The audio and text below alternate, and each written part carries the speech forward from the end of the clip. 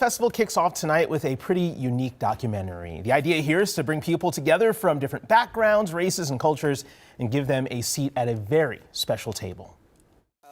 It can't be said enough. And look at that nice. That doesn't even take that long. No. The best conversations usually happen over a good meal. You know, people typically wouldn't make like jerk tuna, but I decided why not? You know, why not mix up the flavors? We're here for it. Yeah. And that's the idea behind Shay Sandifer's conversation series, Stories Behind the Menu.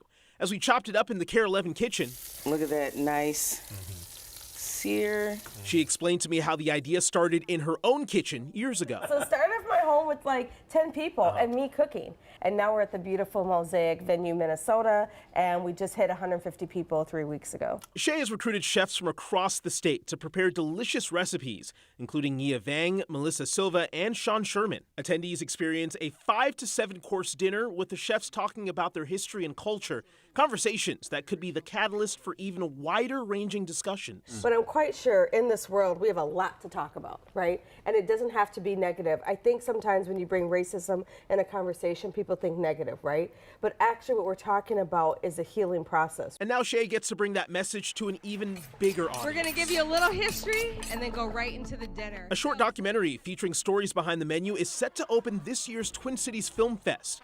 Festival director Jaden Satia says it was a natural fit. I loved it, and I said, you know what, at the end of the day, you're bringing community together through food, and I'm bringing community together through film. Why don't we merge the two and launch our festival, our 14th year, and showcase these amazing chefs and their stories on the big screen and celebrate them. Chef Kay Taylor with Kay's Revolutionary Catering has also gotten a chance to share her story and her food with stories behind the menu. What is it like cooking in front of dozens of people? I mean, usually you're cooking not in front of an audience. Is that intimidating at all? Yes, it is. But once the food and conversation starts flowing, you're almost forced to let your guard down. Just to get to sit down and get to know someone that I wouldn't have normally have gotten to know is really, it is life-changing, and you get to find out so many interesting things about people and their culture and their history. When you're eating this with people, how can you not love each other, right? How can you not heal through every bite?